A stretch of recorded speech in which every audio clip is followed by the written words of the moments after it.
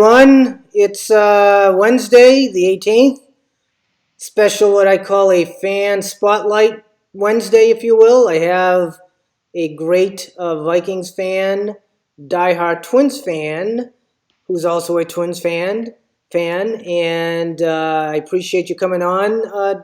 Should I call you diehard, or what would you like to be called? You can call me. My name's Nathan. You can call me Nathan. That's Nathan, fine. okay, Nathan. Nathan is here to.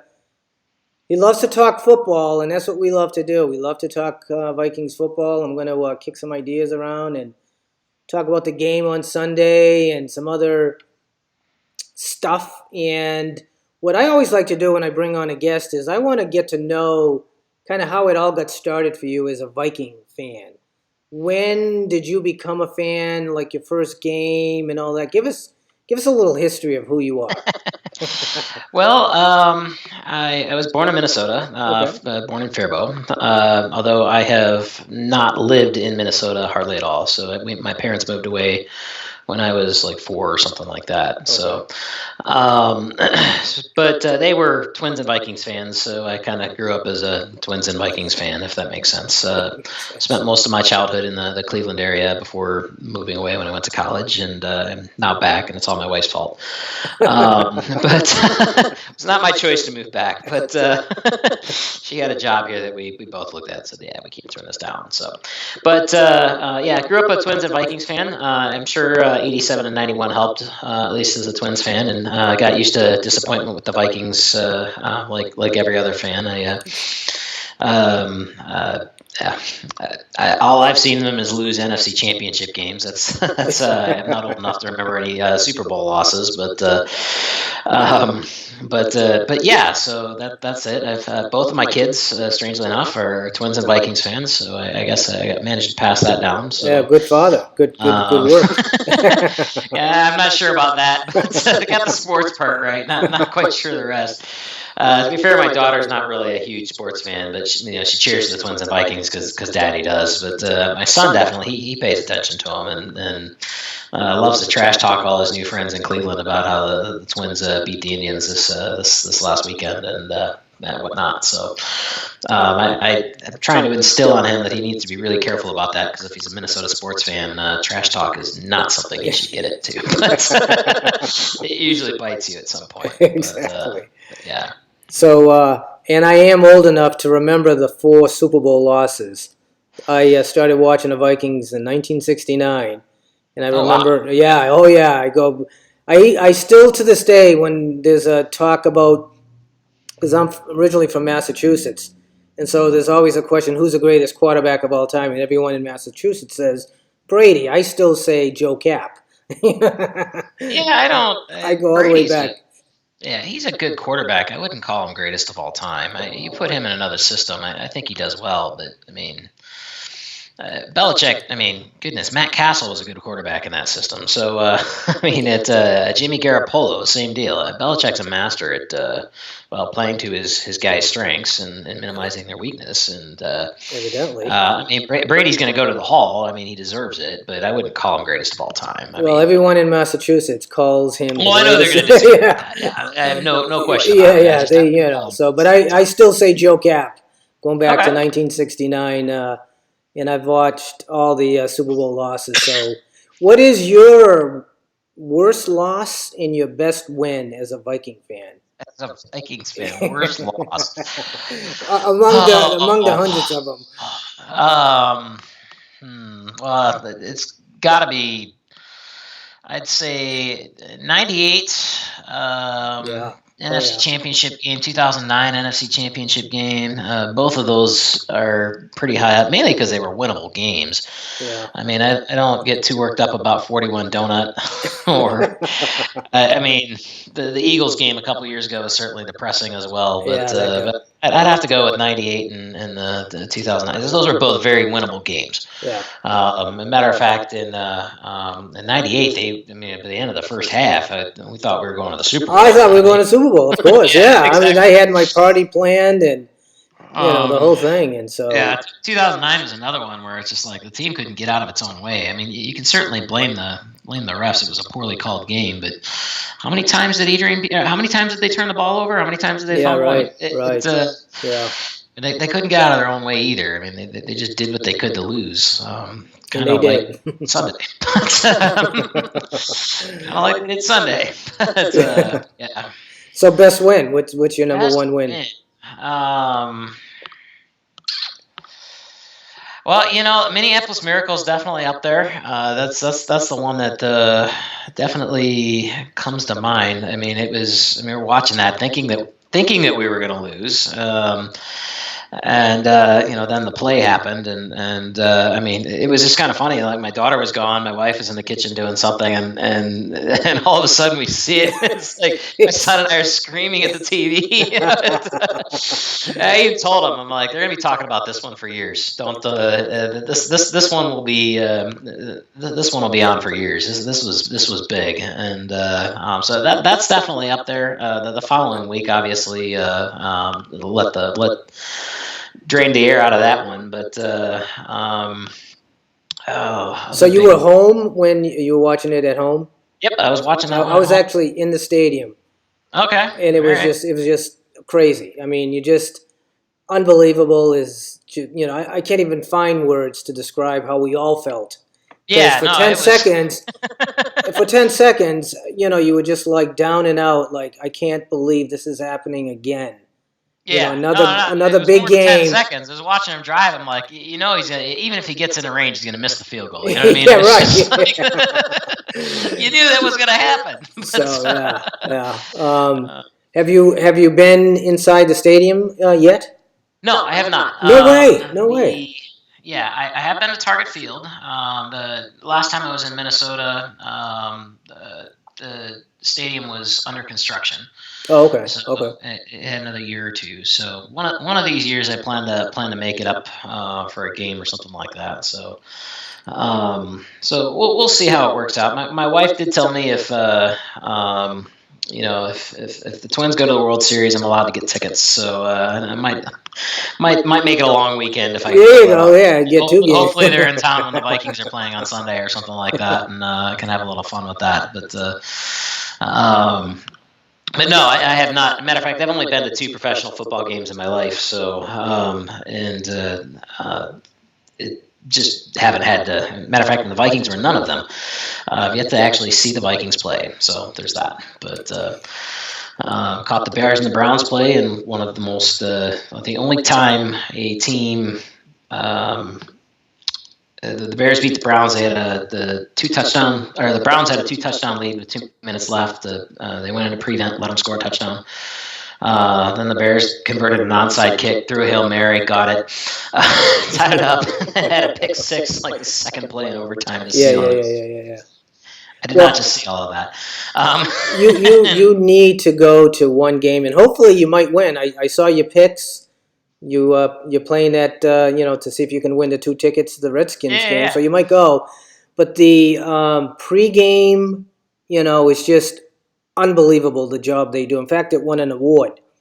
Okay. Because they have the screen going and the music is thumping, and they have, I forget who it is, an old Viking narrating the whole intro thing, and it just gets you pumped. And then you got to see the fire-breathing dragon that blows out this like flame into the stadium. It's like crazy, but it's an awesome experience. And just quickly, I have a friend back in Boston who he and his dad never really were close after he became a teenager and then a young adult. But his dad was a Vikings fan, and I gave 2 tickets to him. And he and his dad went to a game, and it was kind of like a bonding kind of an experience. So that was kind of cool. Yeah. That sports can kind of bond people. So they got away for a weekend, watched the game, and kind of, were able to bond, I guess. So that was kind of cool. But yeah, so you got to get into US Bank Stadium as soon as you can, and maybe it'll be against the Redskins when you win the tickets. How's that sound? That sounds great. I gotta figure out how to win it. So we'll see. You gotta make good picks. I actually got a couple of points the first time you ran it there, so I guess that's a good thing. But, okay, all right, that's right. Okay, it's kind of hard to. Guessing the number of yards Kirk Cousins is going to throw for you is just one of those. I think as it continues, I'm going to reduce in number of questions. to see if I can make it somewhat, like predictable because it's so hard with Yeah. 10 questions. I mean, 16 is out of it was way too many.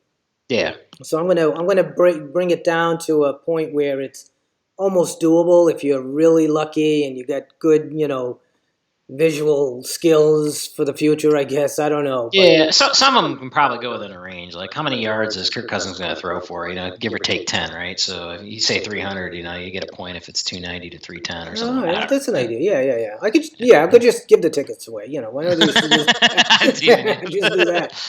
So let's talk about the Packers because that's I said on Purple Pain Forum that I was really upset that they didn't continue running the ball. We ran the ball all the way down to the 8-yard line.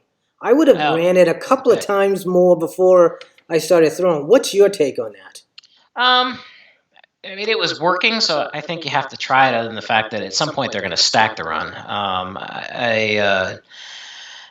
I'm probably more of a in those red zone situations. I mean, you can give it to Madison, who's more of your thunder to Cook's lightning, so to speak, and see if he can kind of pound it and grind out a few yards or whatnot. High percentage short slants are another one that I would probably consider calling. I think Cousins' throw to Diggs was a horrible throw. He had no business trying to throw that. Diggs didn't help the situation. He could have slowed up a little bit and put himself to be the only guy that could actually reasonably jump and catch it. And he did say that. He said that in an interview. To be fair, it's kind of hard. I mean, Diggs is an all-pro wide receiver who's really, really good at it. I mean, certainly a mistake, but he's also got a split second to make that judgment. I mean, at the end of the day, you got to pin most of that on Cousins because it was a horrible throw. I think that's the problem with that rollout that they do there is it kind of hides half the field. So you can't really even see what was going on in the other half of the field. Cousins certainly didn't. We couldn't see it on the camera either. So there could have been a guy open for all we know. But no, I certainly see some value in it. That's probably not. I tend to agree with you. It probably wasn't the best play call, especially at 1st and goal on the 8. You need to move a little closer so you get some options available to you. So whether they pound it with Madison or even just some short slants, that guy like one of your tight ends or something like that, Rudy or Smith and whatnot. Well, just something to move the ball forward. High percentage, low likely turnover, but get yourself closer to the goal line so you've got other options that you can play with. Yeah, like a jet sweep maybe would have worked too. Something different, but they were averaging like almost 7 yards a run. On that drive, I didn't see the drive. I was traveling on Sunday, so I only okay. Yeah, they were just like knife going through butter down the field. Yeah, I mean, if it's working that well, then you got to keep doing what's working until they figure out a way to stop it. I'm certainly not going to argue that one with you, but yeah, no, it was just kind of gut wrenching. I pop it up. I literally just landed. Pop it up. It's like, oh, look at that. 21-16, the Vikings are driving. Let's ice this game. No. Interception. I can't believe that just happened. But here's another point. I mean, we came back from 21-0. You gotta love the fight, to get back to where we could have won. I mean, most other teams would have been like tanking, after being down 21-0 in the first quarter. Sure. Well, and the team obviously got Super Bowl aspirations, so, I mean, you better not give up in that scenario. I mean, I think what I found frustrating about the game, truthfully, is, I mean, you can blame the officials, and yeah, it was poorly called. If they call it right, you probably win the game. But, defense spots them 21 points. I mean, again, that just hurts. It's really hard to come out of that kind of a hole when the defense just spots you 21 points. Although, to be fair, Cousins helped them with a short field position on one of those drives. But and the offense, I mean, 2 interceptions, 2 fumbles, 1 lost. I mean, 3 turnovers total. I mean, that's just. I mean, every single aspect of the game, you can look at it and go, if any one of those groups ups their game to just a little bit better, a little bit more normal, I guess is the best way to put it, we win that game. Doesn't matter what the officials do. So it's frustrating. It was really frustrating. We should be 2-0 right now. We're not. And I hope that's the wake-up call. If that's the wake-up call, then great. But we should be 2-0 right now. We should have beaten the Packers. We didn't. So. It's kind of like last year. I mean, we should have won that game as well coming back in the fourth quarter. we had that chip shot where he missed it.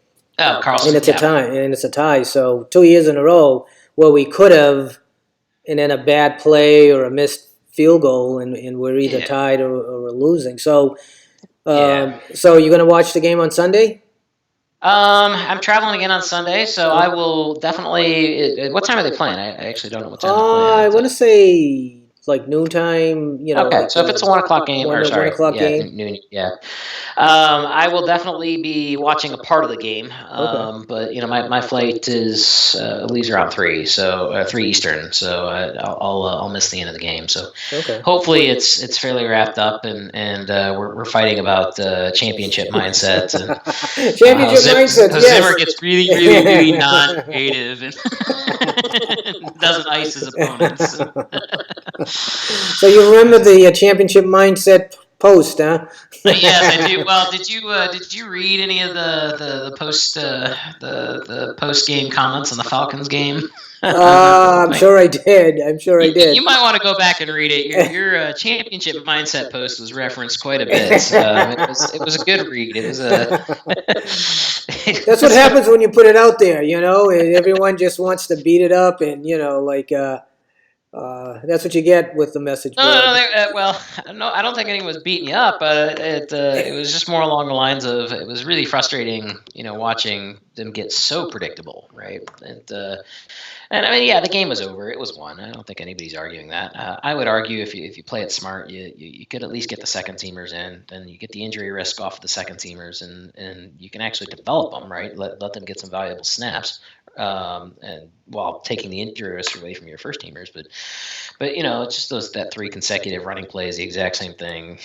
They're stacking 11 guys in the box. I mean, it's like I don't care how good your run game is.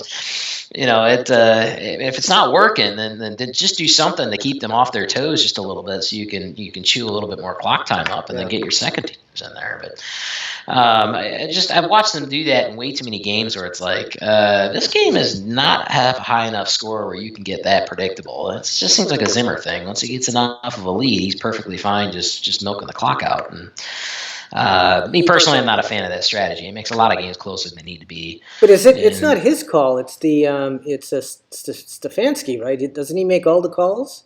Fair. Isn't that right? He's calling the plays. I'm sure there's some sort of input from the head coach in there. I just know that's been a hallmark of Zimmer ball in the years he's been coaching, is that when he wins, in my opinion, he starts coasting way too soon, and he gets way too predictable when he does it. I don't have a problem chewing up clock. I think it's football. It's a timed game. It's a great strategy once you have a big enough lead. I think there's some intelligence to making sure that you still keep them on their toes enough to where they can't just sell out for the run, right? You're not heaving the ball deep downfield, but the high percentage slant passes that can get you 5 yards, just quick slants over the middle or something like that. Something to keep them from selling out the run. That's all, right? You move the ball a little bit more. Yeah, you might end up throwing an incomplete pass here or there, but that's why you stick with high percentage pass plays. That's how I would have done it. At least then, if instead they get a first down or 3 or 4 or something like that, and then they punt. Well, now you've chewed up 7 minutes or 5 minutes or whatever that is. In a 28-0 game. Atlanta's getting the ball back with 3 minutes left. You go put your second string defense in, and let them actually gut it out and actually play. You know what I mean? Learn some things, but I don't know. That's probably picking nits to some extent. Yeah, I mean, it's hard, we're just Monday morning quarterbacks, that can say, well, he should have done this. I agree. It's hard to, when you're in the heat of, but you certainly wouldn't want to do what Atlanta did against the Patriots in the Super Bowl, up 28-3, and they're throwing the ball. Like, why are you doing that? And so I don't know if you remember that, but they sort of. I don't. You don't? I don't remember. I don't think I watched that Super Bowl. Yeah, I don't want to talk about that because for a lot of reasons. But so, do you have a favorite poster on Purple Pain Forum that you watch, and in critique, and besides No, yourself and besides me? I don't track or critique anyone. There are definitely some posters I rather enjoy reading some of their takes sometimes. The Rain Man's definitely up there on some of Yeah, that. he's a little different. But no, I'll be honest with you. Finding good, intelligent football discussion is hard to do, which is why I enjoy Purple Pain. So, like I said, you go on like Pro Football Talk or something like that, and it just degenerates into a clown show. Like, I don't know how to say it nicely, but it's just yeah. Describe what that means to you. Just awful. It's like What's intelligent to you? Yeah, what's intelligent to me? Yeah, describe an intelligent conversation.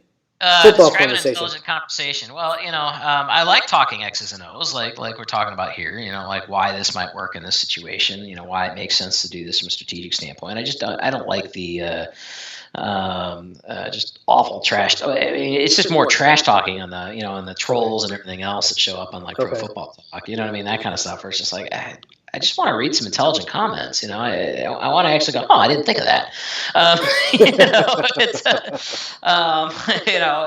That kind of stuff.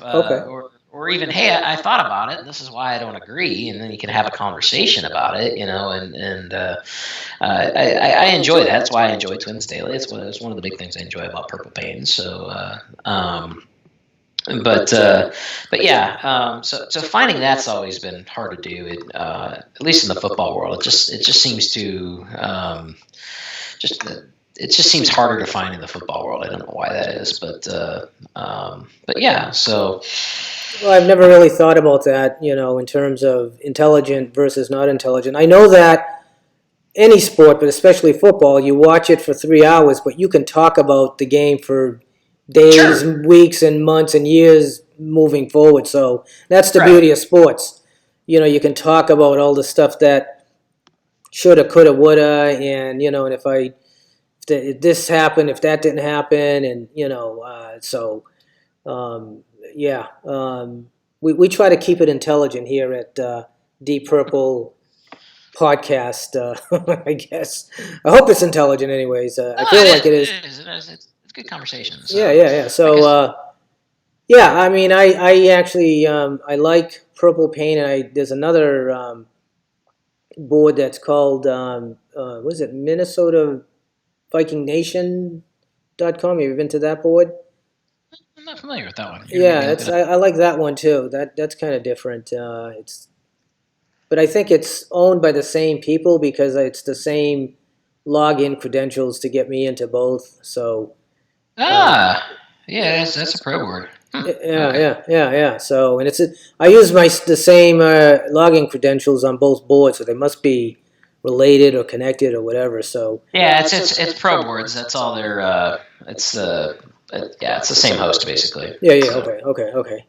So there's a lot of talk about we need defensive back help, and Ramsey from Jacksonville has been kicked around on the board. What do you think about that person coming on board? Do you think he might help us?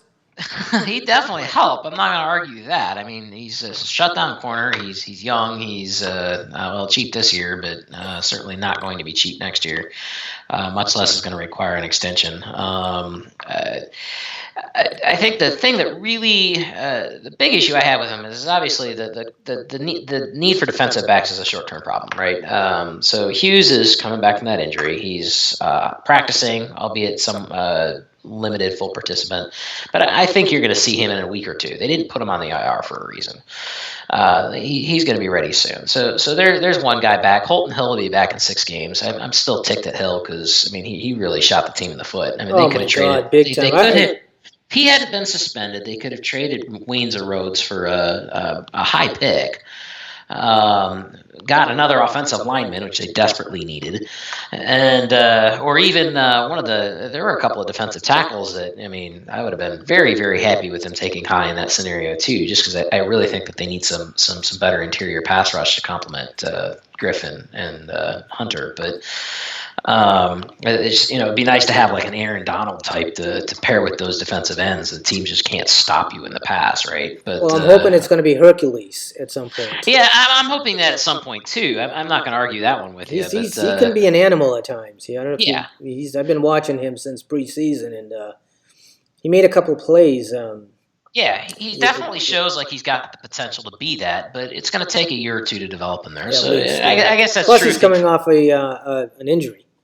Yeah, agreed. So that's and that's probably true if they drafted someone too. But the idea of having an interior pass rusher that can blow through double teams or whatnot, or force a double team is another scenario. If you got an interior guy forcing a double team, that effectively means you're constantly one-on-one with Hunter and Griff.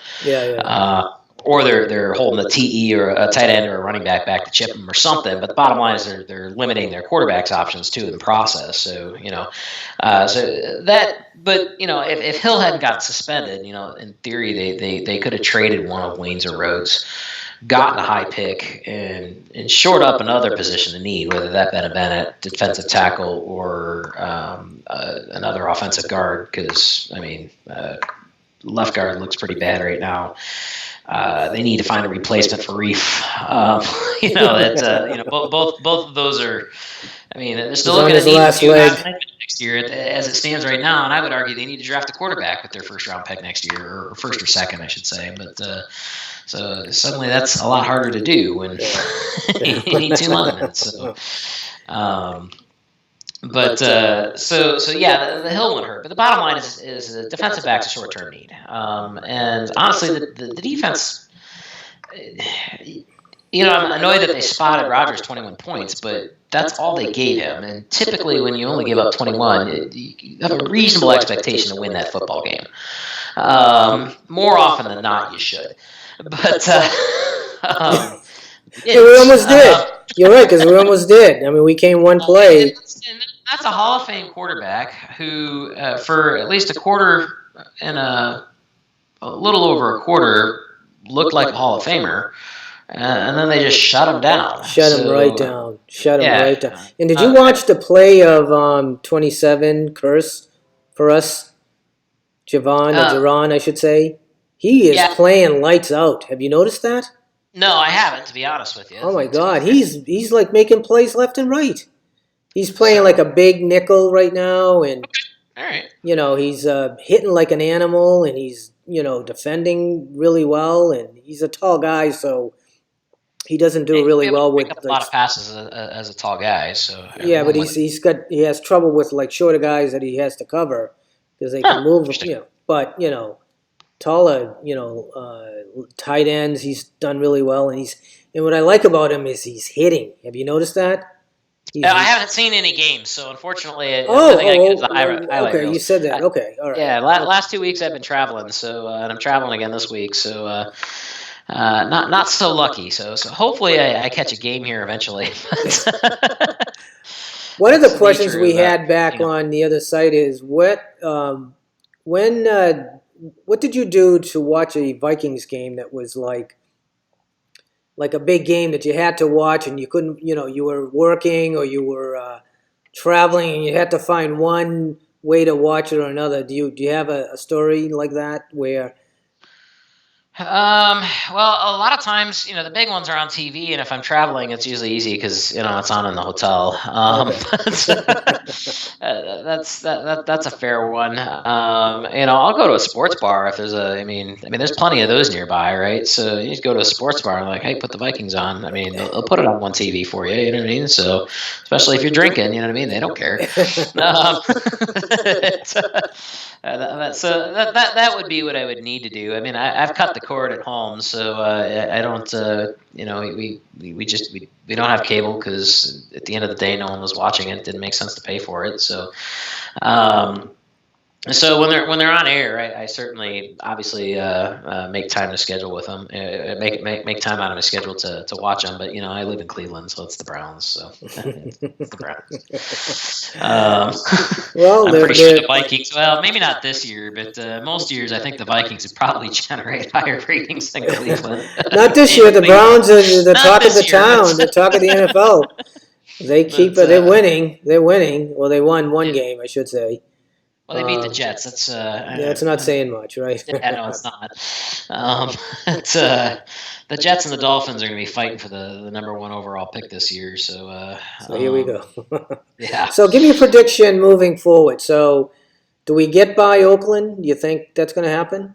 We better. If we don't, we're in trouble. Yeah, we're in trouble. Okay. So, after 4 games, what are we? 3-1, 2-2. What do you? Let's see. You got Oakland next, and then the Bears after that, right? Away. We got the Bears away. We never win in Soldier Field. No, we don't. We usually lay an egg in Soldier Field. As a matter of fact, let's see. I do remember turning off a Bears and Soldier Field game in disgust on more than one occasion. Let's see. Last year I was I was kind of keeping an eye on it last year. I was on a date with my wife. It was kind of weird. It was a really nice restaurant. They had it on constantly, like looking over her shoulder. Yeah. Like, okay, yeah, I need to just stop because it was just a complete waste of effort. But I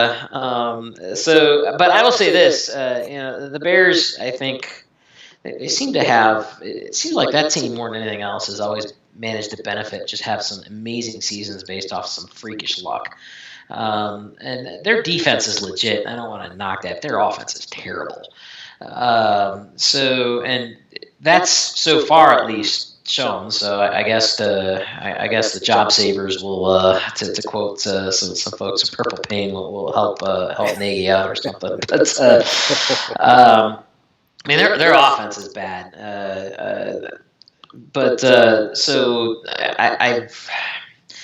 I think we should definitely beat the Raiders. If we don't, we're in trouble. We're in trouble. Yeah. If we don't. Yeah. We really need to beat the Bears, though. I was in Chicago at O'Hare catching bits and pieces of the Bears-Denver game.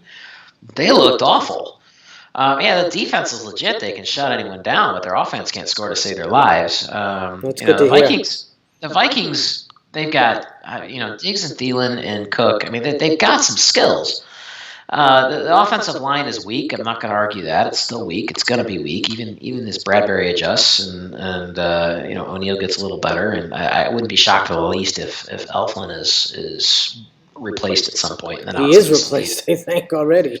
You think? I think this guy did a better job. You think Dozier in the job? Yeah, I think he did a much better job. I think he's going to get the job next week or Sunday. We'll see. We'll see. And I'd like to see Samia get some I do too. Some chances too. Too. He looked good preseason, but granted he's faced twos. But I'd like to see them try to figure out a way to work him in just for some reps here and there and see how he does. Hopefully without getting Cousins killed.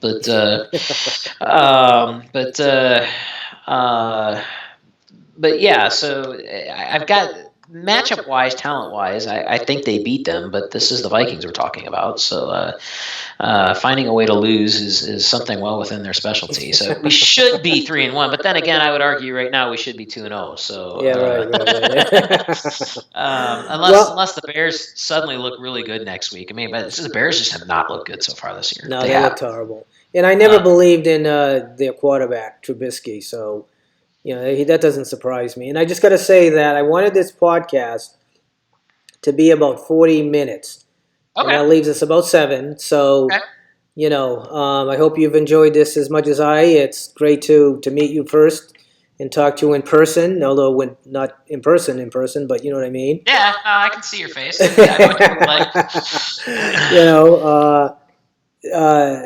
Do you think we make the playoffs? Do you think we make the playoffs? Well, if we don't, I think you will see a new front office. I'm pretty sure of that. Yes, I think we make the playoffs. The team is talented enough to do it. I don't think – 10 wins is a very, very reasonable expectation for this team. Although, Cousins obviously had probably his worst game as a – might have been his worst game as a pro this last week, which hopefully we don't see more of that. But Cousins just can stick around with just his average, right? This team should make the playoffs. They should be able to move the ball consistently. The running game is obviously working. Really well. And working really well. Yeah, and if they try to sell out the run, Cousins is good enough to burn you on the pass. I really do believe that. If they start stacking 8 in the box on a consistent basis, Cousins is a good enough quarterback to make him pay for that. And he's also really good at the play action. So I think as the line gels and whatnot, the offense should get a little bit better. But so yeah, they should make the playoffs, barring obviously freak injuries and that kind of stuff. It's just stuff you can't control. But I don't see. I mean, especially with Breeze out now. I mean, I don't see Bridgewater doing much of the Saints. I really don't. Time will tell. Time will. I totally forgot about that. That's a playoff team that suddenly. Yeah. I mean, just with that injury and the length of time. I'm not sure they make the playoffs. Didn't I see that Goff was hurt too? Or no, I didn't see that. Maybe I'm thinking. I thought the Rams quarterback got hurt last week too. I don't know. I could be wrong on that. Don't quote me on that. Yeah, no, I don't. I haven't heard that. I haven't seen it anyways. Doesn't mean it didn't happen. Yeah, but no, I agree. Right. I think I think there has to be some kind of a mental turnaround with Cousins. He's got to understand that. We gave him $84 million, but he has to earn it to be happy. He already earned it. He's got to earn it to be happy. I know he gets it, but I mean to be happy. Yeah. The question with him is, does he want another one of those paydays? Yeah, he's got to find a way to just make it happen and stop doubting himself. I think he might be doubting himself a little bit. There's definitely some of that. You saw that last year's. I mean, keep in mind. I mean, last year in the Packers game. I mean, he really turned it up. Just threw some absolute dimes to Thielen and Diggs and whatnot. Yeah, exactly. And took a game that should have been a loss, and really, to be fair, the fact that it was a tie was largely on Cousins just picking the team up. Then the Rams game just a couple weeks later, he very similar, just tit for tat. I mean, he just tore it up. But something happened mid-season where it was like all of a sudden the offense just stopped being able to move the ball. Cousins looked like a deer in headlights constantly, and part of that's on the line. And he just, other than garbage time, he wasn't very good. He was great in garbage time. He needs to be good in non-garbage time. That would be my preference. He doesn't have to be great, but you got a running game, you got a defense. So I mean, you've got as much taken off of your shoulders as possible. You just got to be able to pass the ball when it counts. So, I certainly wouldn't want to count on him for fourth quarter comeback drives on a consistent basis, but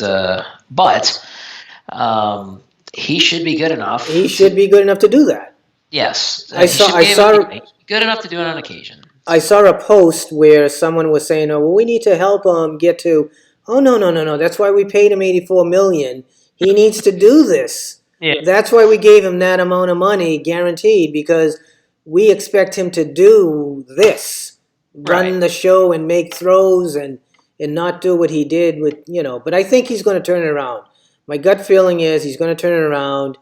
And now that we're closing in on this 40-minute time limit that I put myself on, do you have any messages for the people on Purple Pain that have never seen you live that might see this podcast? Do you have any message for them? I don't know. I got a face made for radio, so what can you say? No, not really. I've enjoyed posting there. I enjoy the interaction. I plan to continue to post there. It's a good site, so I just like it there. So just if we keep growing that site and getting some good users and keep good, intelligent football conversation, I'll stick around. How's that sound? That sounds awesome. Good, intelligent football conversation. That's what I'm going to post next. That's what we provide here at Purple Pain Forum. No, it's a fun forum, and it's fun talking about the Vikings. I'm still waiting for my first Super Bowl. I've been a fan since 1969. I've seen it all, heard it all, not from the very beginning, but close enough. And I seem to get to a point where I'm almost not a fan, but I always snap back. I'm like that, that thing that you punch and then it goes down and it pops back up. That's me as a fan. I go down and I'm back up. Okay. You used to get punched by your own team, though. Yeah, exactly. I'm getting punched by my own team. But I come back. Okay, we're gonna do it again this week. So I try not to get my hopes up too much, but invariably it happens, and invariably they get let down. So that's the story of a Vikings fan. At least the Twins have a couple of rings, so I do remember 2 World Series with them. There you go. So we've never experienced a championship. I'm still waiting for the parade down Nicollet Ave.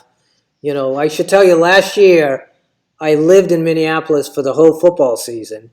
Okay. It was an awesome experience, and I went August till February because I thought we were going to win the Super Bowl, and there was going to be a parade there, and I wanted to be there in February for the parade.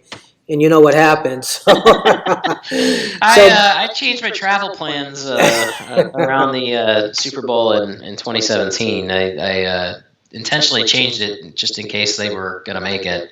Oh, you did? Okay. Yeah, we're told to book a month out, right? So it's like, the Vikings might be in the Super Bowl. There's no way I'm traveling on a Monday morning if I'm watching the Super Bowl. The Vikings solved that problem for me. They just laid a big giant egg in the NFC Championship game. So that's closest. No, I don't think I'd move to Minneapolis.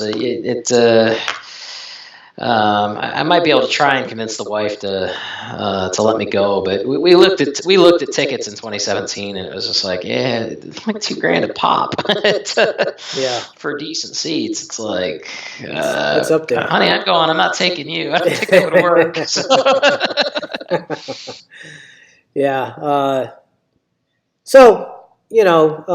there you go. There's our first podcast. I'd love to have you on again. Did you watch the one I had with Vikings boss?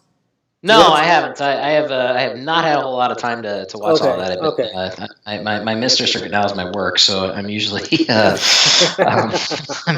I'm usually when I'm not actually billing, I'm working on things that help me with the the year end bonus and that kind of stuff. So totally creating IP that we can give away and get my name out that way. So unfortunately, I just do a lot of that kind of stuff. So